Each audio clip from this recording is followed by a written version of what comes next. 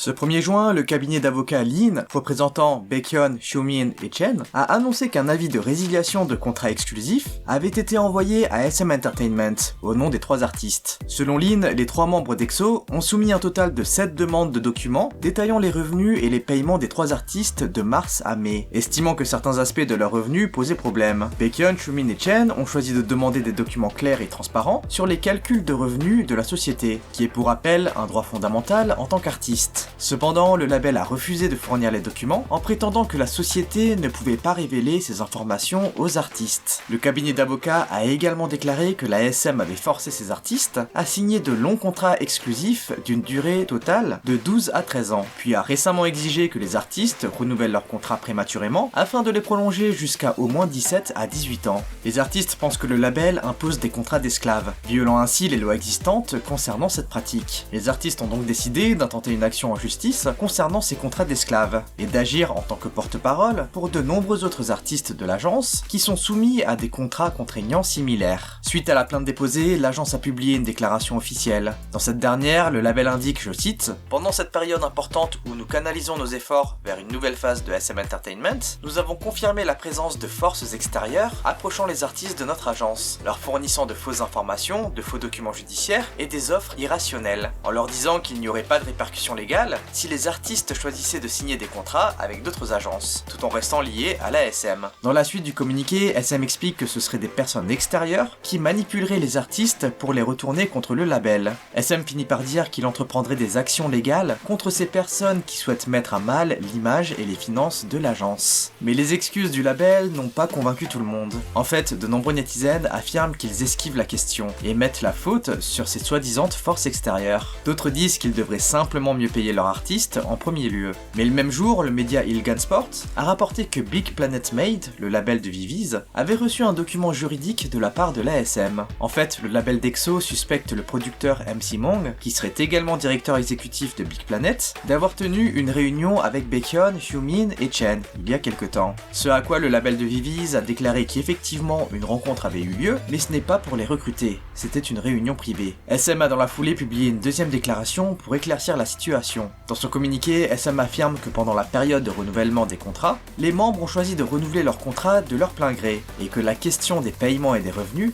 n'a pas du tout été soulevé à ce moment-là. Le label ajoute que le fait que les artistes aient spécifiquement demandé des documents liés au solde a suggéré que des forces extérieures étaient bien entrées en jeu. Et face à ce doute, le label d'EXO a demandé des preuves aux garçons afin de prouver que les artistes n'ont pas signé plusieurs contrats d'exclusivité, violant ainsi leur contrat avec la SM. Cependant, au lieu de répondre à cette demande, le représentant légal de Baekhyun, Xiumin et Chen a pris des mesures en demandant la résiliation des contrats des membres avec la SM. Un timing plutôt malvenu étant donné que le lendemain de la déclaration, EXO était censé tourner un nouveau MV. Du coup, il a été rapporté que le tournage a été reporté. Les fans de leur côté sont clairement du côté des garçons et estiment que la SM serait en train de s'enfoncer dans un mensonge qui leur portera préjudice très rapidement.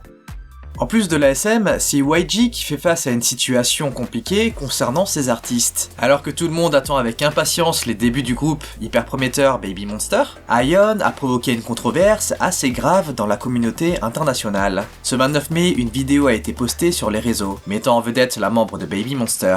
Dans la vidéo en question, on y voit Ion se produisant à la Hanlim Art High School. Et si la performance a été plutôt qualitative, beaucoup de personnes ont critiqué l'idole pour avoir utilisé le N-word. En fait, Ion était en train de performer Feeling Myself de Nicki Minaj, et l'adolescente décida de chanter tous les lyrics, y compris la partie comprenant le N-word.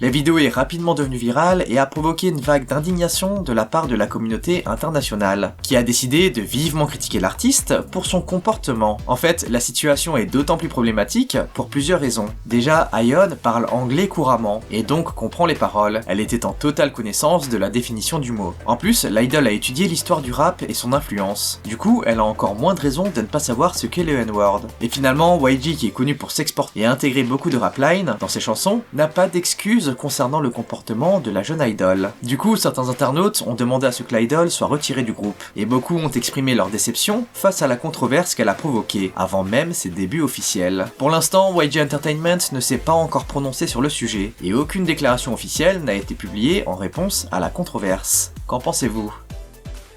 Jessica Jung fait aussi face à une situation bien compliquée cette semaine. Blanc et Éclat, la marque de mode de l'ex-membre d'SNSD, fait face à un moment assez difficile. Il a été rapporté que l'entreprise fondée par Jessica Jung aurait fait l'objet d'un mandat d'exécution forcé. Cette décision interviendrait après que Blanc et Éclat n'a pas été en mesure de payer son loyer pour ses locaux situés à Gangnam. Malgré un accord juridique conclu en juin de l'année précédente, la marque n'a pas respecté les conditions convenues, ce qui a conduit le tribunal à intervenir pour s'assurer que les paiements interviennent. Pour info, Jessica a fondé Blanc et Éclat en 2014, après avoir quitté Girls' Generation. Son petit ami de longue date, Tyler Cohn, un américain d'origine coréenne, a pris la tête de la société en tant que PDG, tandis que Jessica en était la créatrice en chef. Depuis sa création, la marque a été plutôt populaire, mais récemment, les choses se sont corsées avec beaucoup de scandales financiers. L'année dernière, l'entreprise s'est retrouvée au cœur d'un lourd procès de 8 millions de dollars, intenté par la société d'investissement Joy King Enterprise. Cette dernière reprochait à Blanc et Éclat de ne pas avoir remboursé un total de 6,8 millions de dollars, comprenant le capital initial de 4 millions et les intérêts courus. L'affaire aurait été réglée après 8 mois de négociations. Et maintenant, il semble que la marque soit vraiment à bout de force, pour ne même pas être en capacité de pouvoir payer son loyer. Beaucoup disent que cela signe la fin de l'aventure pour Jessica.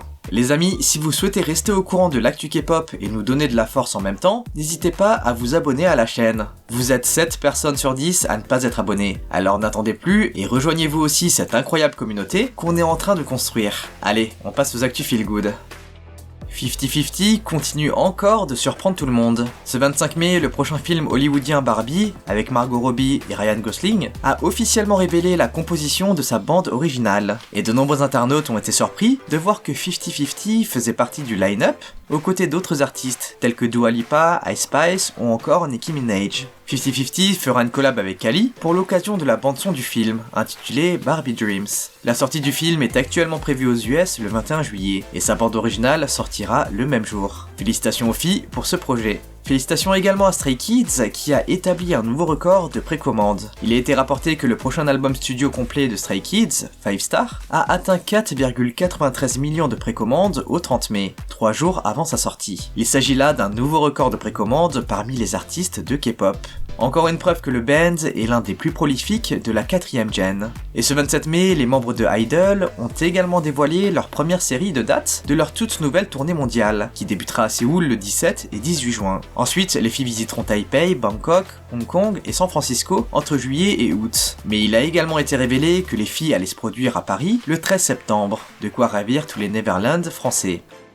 Cependant, les choses ne sont pas uniquement positives pour le band de chez Cube. Récemment, l'attitude franche de Hyuha a suscité de nombreuses critiques de la part des fans. Ce 25 mai, Idol est apparu dans l'émission YouTube MMTG pour promouvoir leur nouvel album I Feel et le titre Queen Card. La vidéo a été visionnée environ 670 000 fois, et les filles ont globalement été félicitées pour leur interview amusante avec le MC JJ. Malheureusement, le comportement de Hyuha n'a pas plu à certains viewers, et particulièrement sa façon de traiter l'animateur qui a été jugée irrespectueuse. Sur Natepan, un internaute a publié un post à l'encontre de la membre taïwanaise, en citant les 5 premières minutes et les 10 dernières minutes de l'émission. Le post en question, qui portait pour titre « Hyuha devrait se corriger un peu », critique la McNay en affirmant qu'elle était impolie envers JJ, et lui parlait en plaisantant de manière informelle, malgré leur différence d'âge et leur relation junior-senior. Les gens ont poursuivi en disant que Hyuha avait un comportement peu raffiné et maladroit, ce qui n'était pas amusant à regarder. Ils l'ont accusé de manquer de bonne manière. Parmi les commentaires, on pouvait lire « Hyuha est-elle normalement comme ça ? C'est un peu gênant, Uki et Minnie ne sont pas coréennes non plus, mais chaque fois que je les ai vues, je ne me suis jamais senti mal à l'aise. Mais Hyuha semble avoir beaucoup d'attitudes grossières. Je regarde tous les épisodes de MMTG, mais c'est l'épisode le plus gênant et le plus bouleversant que j'ai vu. Même le MC et la chaîne respectent l'invité, ce serait bien si l'invité avait été poli. » Certains disent que même JJ était mal à l'aise face à l'attitude de Hyuha, mais a essayé de sauver les meubles. En fait, Hyuha est assez connu pour sa personnalité forte, et l'idol a déjà été été critiqué pour son impolitesse dans d'autres interviews. De l'autre côté, les Neverland défendent Hyuha en disant qu'il ne faut pas confondre impolitesse et honnêteté. Selon les Neverland, la maknae ne manque pas de bonnes manières, mais elle est souvent mal comprise en raison de sa personnalité franche et honnête. Et vous, pensez-vous que Hyuha devrait mieux se comporter ?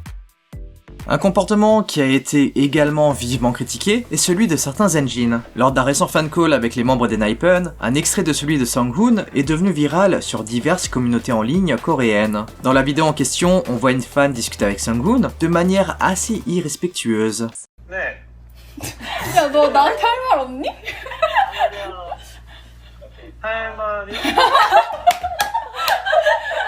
아니, 오랜만이란 말도 안 해주네. 진짜 너무한다. 뭐가요? 나 누구 팬인지 알아? 잘 입었다. 너 나 기억 안 나?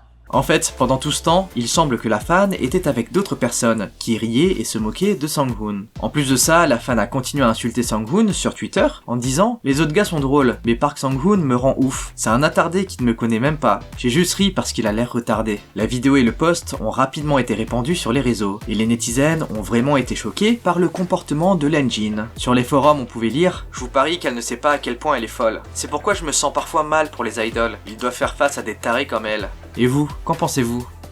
Et finalement, cette semaine, c'est la maison Dior qui a été critiquée pour son comportement envers Jisoo. Récemment, une exposition en l'honneur de Dior Beauty s'est tenue en Corée. À cette occasion, la marque a partagé une série de photos de l'événement via Instagram avec le hashtag Miss Dior. Bien évidemment, plusieurs célébrités ont participé à l'événement en tant qu'ambassadeurs de la marque. La marque a en fait invité la patineuse artistique Kim Yuna, Jisoo de Blackpink, Juno de 2PM, Erin de New Jeans et l'acteur Jung Hae-in. Et le post en question a montré une profonde admiration pour les stars qui soutiennent Dior et font briller la marque. Le message a toutefois été critiqué par certains fans de Blackpink, car la première photo présentée dans le post était celle de Kim Yuna. La photo de Jisoo, elle, arrive seulement en deuxième position, là où les Blinks l'attendaient en couverture de post. L'ordre dans lequel Dior Beauty a décidé de mettre en ligne les photos a fortement irrité certains fans de Jisoo, qui ont déclaré qu'il n'était pas logique que l'ambassadrice mondiale de Dior soit traitée comme secondaire par rapport à Kim Yuna. Les messages critiquant le choix de la maison provenaient en fait principalement des fans internationaux. Dans les commentaires, on pouvait lire « Pourquoi votre ambassadrice mondiale est-elle sur la deuxième photo ? Ayez un peu de décence et considérez au moins votre ambassadrice mondiale comme telle, vous ne la mettez même pas sur la première photo. » Après avoir été témoins de cela, les fans de Yuna et de nombreux internautes coréens ont critiqué le comportement des fans, qui serait trop extrême selon eux. Sur Natepan, un internaute décida d'expliquer la situation via un post, et ce dernier a récolté près de 1500 commentaires au total. Parmi les commentaires, on pouvait lire « Jisoo est peut-être bien connue dans le monde de la K-pop,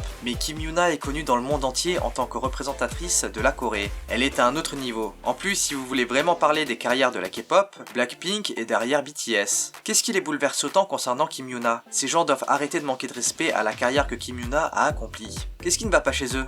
Peu de temps après les critiques, Dior Beauty a partagé de nouveaux posts mettant en avant Jisoo. Mais il n'est pas possible de savoir si ces posts étaient déjà prévus ou s'ils ont été postés après avoir vu les critiques. Dior Beauty n'a pas fait d'autres déclarations à ce sujet, mais la bataille entre les fans de Blackpink et le reste des netizens continue. Et vous, qu'en pensez-vous ?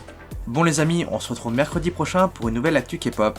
En attendant, lâchez votre like, abonnez-vous et activez la cloche. Allez, on se dit à toutes et bye bye. 같이 놀래? 예쁜 애가 좋아 got it 짠 개성 마셔 쉽게 뿌리 oh yeah 뿌리